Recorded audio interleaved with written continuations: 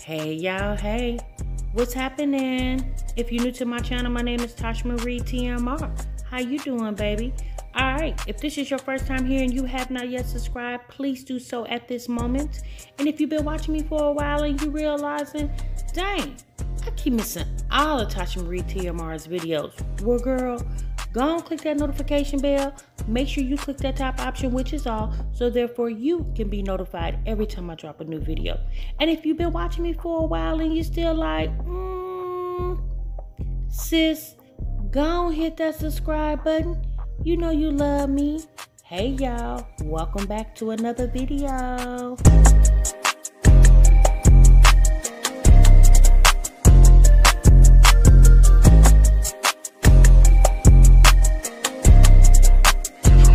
Not even bad for my family, but I love you just like anyone else,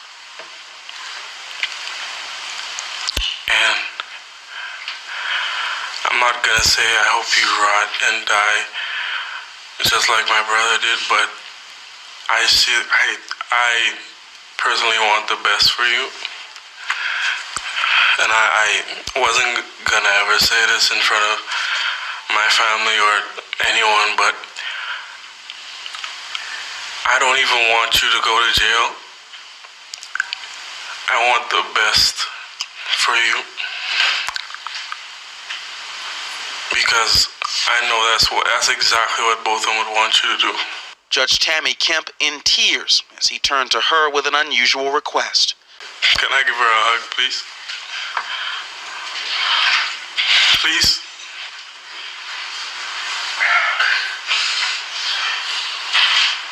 Moments later, the judge, handing a Bible to Guyger, speaking with her, imploring her to change. Outside the courtroom, outrage from those who felt the 10-year sentence was far too short. Prosecutors had asked for 28, Botham's age. His birthday would have been this week. Hey, you guys, welcome back. All right, y'all, so as you seen from that clip, Amber Guyger was sentenced to 10 years. For murdering Botham John. And there's a couple things I want to touch on. First, let's talk about Botham John's brother. I think his name is Bartram. He was the young man that gave Amber Guyger a hug. Okay? And he's 18 years old and truly loved his brother, loves his family. And a lot of people have a lot of opinions about the feelings that he displayed. And I'm going to just talk about my opinion. You know, at the end of the day, we do know that Botham John was a man of Christ. He truly loved God. And obviously his whole family is that way. You hear when the mom talks, when the dad has talked, when the brother talks, you hear them speak about God very openly. Christian folks. And there's nothing wrong with that. Okay? I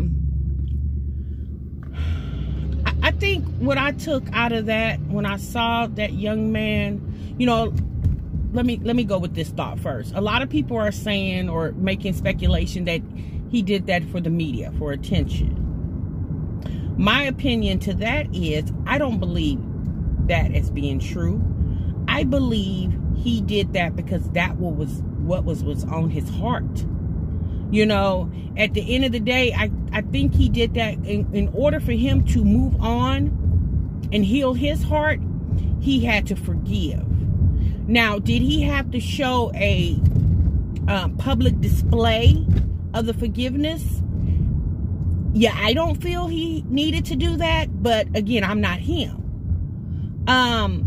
It's just, it's like this, you guys. It's like if you're a person who has went through that and a member of your family was murdered, and you go through the trial and you listen to all the testimony and evidence, and you just, you know, at the end of the day, a loved one was snatched from your heart, from your family. Do you once that person who's convicted of the murder, Do you go give them a hug to get over your grief? Do you do that? You know, I'm a person who went through that. I had a family member when I was in 11th grade that was murdered. My uncle. And of course, I was too young to go to the trial, but although I forgave that man, but if I was in that courtroom, yeah, I don't think I would have went and embraced that man. Because at the end of the day, I can forgive you without showing you affection. Because what I will say is this, when whatever, you know, what happened that night when Amber Guyger pulled the trigger and killed Botham Jean, like, she didn't have compassion then. She said she was trying to kill, and that's what she did. You know? But again, you guys, everybody grieves differently. Okay? And maybe that was the way for that young man to move on. Because he knows he has to move on. And maybe he does not want to live the rest of his life with all this hate and anger built up inside of him. Now, I do feel like when he came to give her the hug, he went to embrace her. From what I saw in the video, he went to embrace her. And once he got that embrace, he was done. But she kept, you know, re-hugging him, holding on to him. And I guess apparently she was dealing with the fact, all these emotions, that she has murdered this man's brother for no reason. And she was also dealing with the fact that she's about to go to prison for the next 10 years. Now, they did say after 5 years, she's eligible for parole. A lot of people feel like her 10-year sentence was was no justice.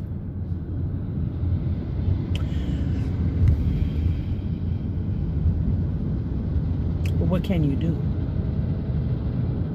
You can speak about it, you can talk about it, but at the end of the day, at least she is being held accountable. As we know from past history, there's been a lot of violence amongst our people, and police officers were not held accountable. So in this situation, at least she was held accountable. Now, as you heard in the video, the prosecutor was asking for 28 years because that's how old Botham would have been in just a couple of days. Obviously, they didn't get that. You know, they went well under what the minimum and maximum sentence was for the conviction that she got. You know, y'all, it's just, we live in a world of such hate. And when people see that type of forgiveness, people don't understand it.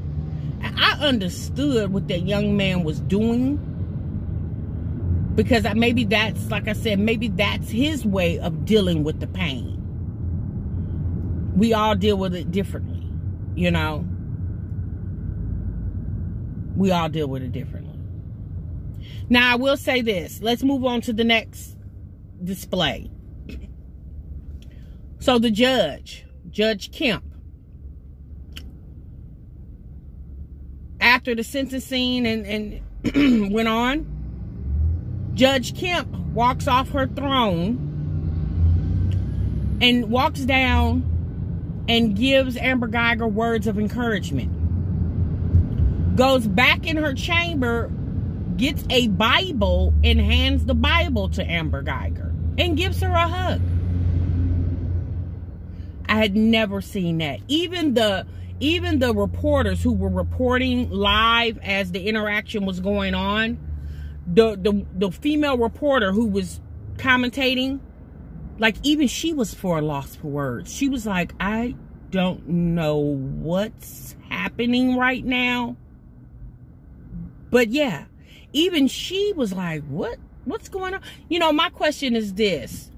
Again, I understand people having a forgiving heart.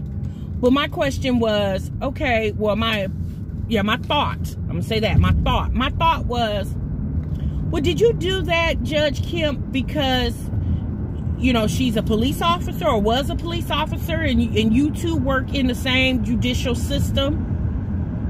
She's basically a co-worker. Is that what was that the reason? I mean, do you always hug the people you sentence for murder to jail? Do you always do that? Like, is that the norm? Like, I had never seen that before. I felt like she could have had compassion. You know, this woman, when Botham Jean's brother went down and hugged Amber Guyger, they put the camera on the Judge Kemp, and seen her tearing up. Now, I will say this, y'all, it was emotional to watch. Because like I said, the emotion, you know, there was no winners, of course, in that situation. You know, it was a man that lost his life, and then she's losing 10 years of her life. Although she can get out and regain her life, Botham Jean cannot. And if you cry for anything, cry for that. That this man was robbed of, he can never be a father. He could never be a husband. He can never be an entrepreneur. He could never be a pillar of his society. He was robbed of all that. He was robbed of enjoying television and ice cream sitting on his couch in his sanctuary. He was robbed of that. So you're gonna cry? Let's cry about that. I mean, when somebody does something wrong, and again, her shooting and not her misjudgment. Caution, I-465 road construction, narrow lanes. She was wrong because she handled that situation irrational, right? When she walked into that apartment and she had to notice that the contents of the apartment was not the same as hers, she should have immediately turned around and retreated. Now, again, like I said, hindsight is 20/20. I mean, you can't do anything about the past. But had she made better decisions that night, we wouldn't be having this conversation, and she wouldn't need a shoulder to cry on. My personal opinion is that judge displaying that public emotion like she did, her emotions so publicly, I felt was very unprofessional. Because as a judge, you pretty much need to be stone-faced.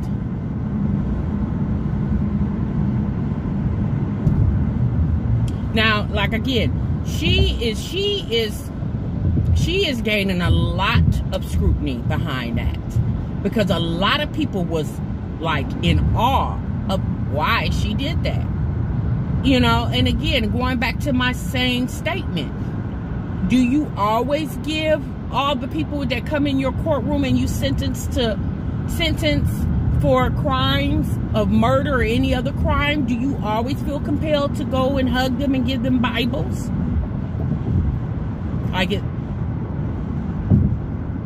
Or have you done that before?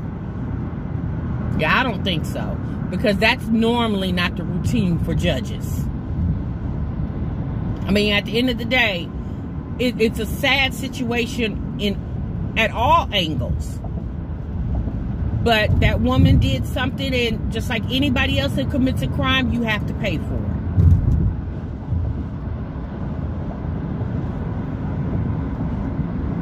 It's just that simple. It was also another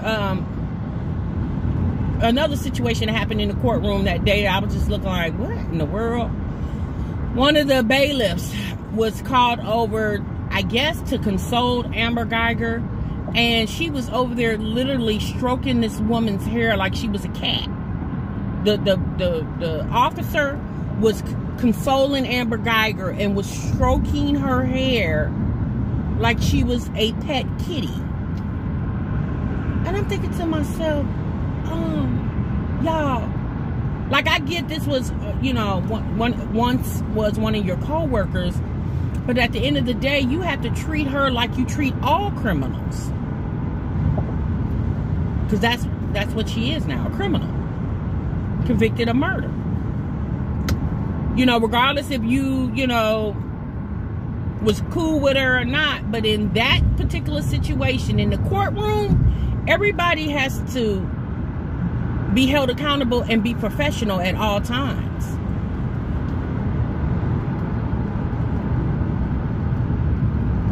Yeah, it was just a lot of things that happened in that courtroom that day when that woman received her sentence that I was like, what in the world? You know, and a lot of people are saying, you know, was this going on because this was a Caucasian woman? Would it have went on if that was a black woman? Yeah, now that I don't know. You know, I'm not gonna get into that because I don't like doing that race thing. You know, because that's a deep situation. But what I will say, if you take race out of the equation, just based off professionalism, that was very unprofessional of that judge to come off her throne and walk down and hug this woman, giving her words of encouragement, giving her a Bible. That's what she got a mama for. Her mama could do all that.